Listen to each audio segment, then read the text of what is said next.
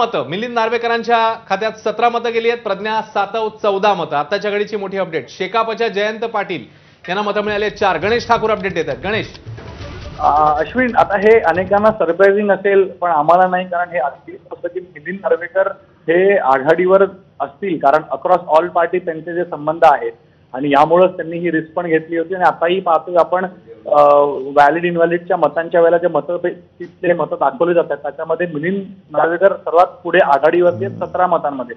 म्हणजेच मिलिंद नार्वेकर यांचं भाजप, शिवसेना किंवा इतर पक्षांचे संबंध जे आहेत ते कुठे ना कुठेतरी त्यांना मदतीला येत आहेत। म्हणून आता लीडिंग मध्ये मिलिंद नार्वेकर आहेत, 14 ही मतं योगेश टिळेकर आणि प्रज्ञा सातव यांना आहेत। त्याचबरोबर इतर ज्यांची आकडेवारी आपण पाहतो। म्हणून आताच्या घडीची अपडेट म्हणजे मिलिंद नार्वेकर लीडिंग मध्ये आहेत। आता चौथा गठ्ठा उघडला गेलाय असं बोललं जातंय आणि चौथ्या गठ्ठ्यानंतरची काय आकडेवारी ती हे पाहावं लागेल। पण हळूहळू पहिल्या प्रिफरन्सच्या मतांमध्ये जी व्हॅलिड मतं मोजली गेली आहेत आतापर्यंत त्यामध्ये मिलिंद नार्वेकर आघाडीवरती आहेत। गणेश, एक प्रश्न इकडे असा विचारताय की ठाकरेंच्या एकूण आमदारांचं जर संख्याबळ पाहिलं तर स्वतःचे 15 आणि अधिक 1 असं मिळून 16चं त्यांचं सगळं संख्याबळ आहे आणि अशामध्ये त्यांना मिलिंद नार्वेकरांना 17 मतं मिळताना दिसत आहेत। क्रॉस वोटिंग झालं एवढं निश्चित नाही, काँग्रेसची मतं आहेत प्रज्ञा आणि इतरही मतं आहेत त्यांच्याकडनं त्यांना मतदान झालं असेलच आणि म्हणून ती संख्या आहे। आताची अपडेट अशी आहे की पंकजा मुंडे आणि प्रज्ञा सातव यांच्यामध्येही चांगली लढत पहिल्या प्रेफरन्समध्ये पाहायला मिळते, त्यांनाही चांगली मतं पडली आहेत। जर आकडेवारी पाहिली तर मिलिंद नार्वेकर हे सदाभाऊ खोत 9 आहेत, प्रज्ञा सातव यांच्या 17 मतं झालेली आहेत, योगेश टिळेकर यांना 15 मतं मिळालेली आतापर्यंत। ठीक आहे, आणखी अपडेट निलेश बुधावले यांच्याकडनं जाणून घेऊया, त्यांच्याकडे काही आकडेवारी आली आहे। निलेश,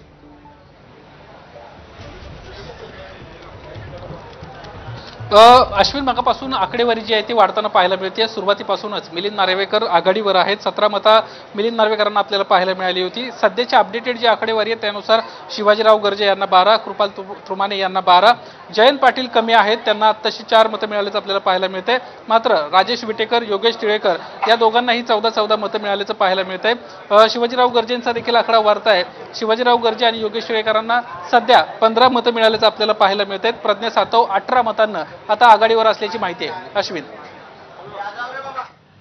निलेश तू आपल्या सोबतच राहा। आणखी एक मोठी अपडेट, प्रज्ञा सातव मतांची आकडेवारी झालेली आहे 18। प्रज्ञा सातव यांना आतापर्यंत मतं मिळाली आहेत 18। गणेश ठाकूर यांच्याकडून अपडेट घेऊ। गणेश, प्रज्ञा सातव यांनी आता सध्या तरी लीड घेतलेली आहे। त्यानंतर आपण पाहतोय की इथं शिवाजी गर्जे यांना 12, कृपाल तुमाने यांना 12, जयंत पाटील यांना 4 मतं, राजेश विटेकर यांना 14, योगेश टिळेकर यांना 14।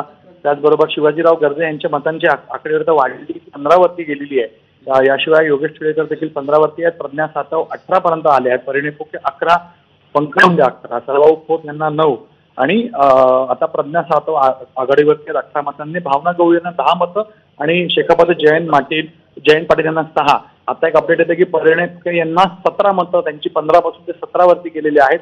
म्हणून पहिल्या प्रिफरन्समध्ये जी स्ट्रॅटेजी ठरवली होती अशा प्रकारे प्रेफरन्शियल मध्ये त्यामध्ये नेक टू नेक चालू आहे।